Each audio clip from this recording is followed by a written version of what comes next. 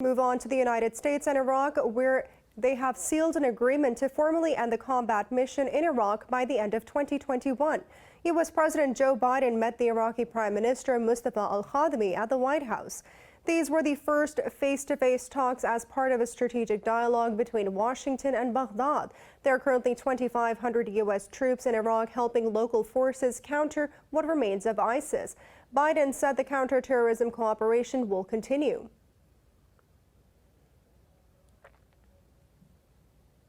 I think things are going well. Our role in Iraq will be as a dealing with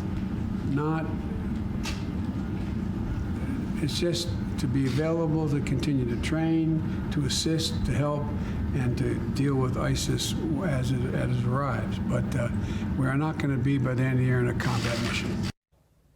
For more on this, we are joined by Mr. James Dorsey, a political analyst, speaking to us from Singapore.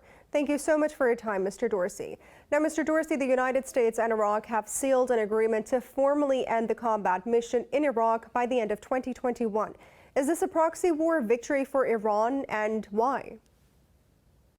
Well, I think it was obviously the Americans were already withdrawing from Iraq. You've had major troop withdrawals before that in some ways were turned around or in any case suspended to some degree by the fight against the Islamic State.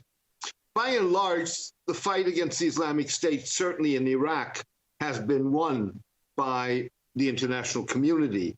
And therefore, the question is why why the United States would want to maintain troops furthermore in Iraq. I think that from the American perspective, it obviously is part of the rejiggering or recalculation of their commitment to the Middle East in general, and they are in the process of trying to negotiate a deal with Iran. So on lots of levels, withdrawing successfully from Iraq makes a lot of sense. Mr. Dorsey, we have recently seen a reemergence of ISIS attacks in Iraq.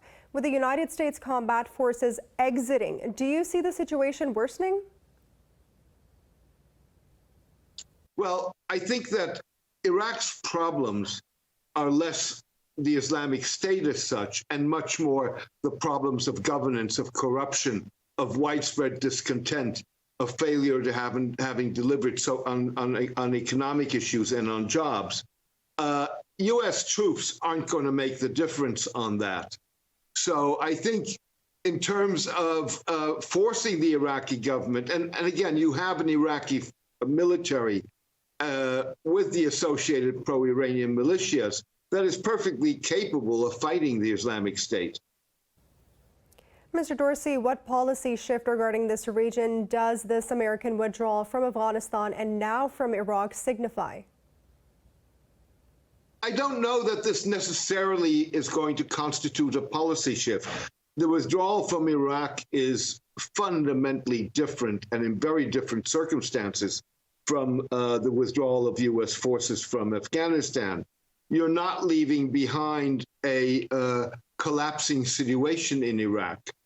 You're leaving behind a situation that needs a lot of attention, and it needs a lot of support from the international community, including from the United States, but it does not necessarily need U.S. troops.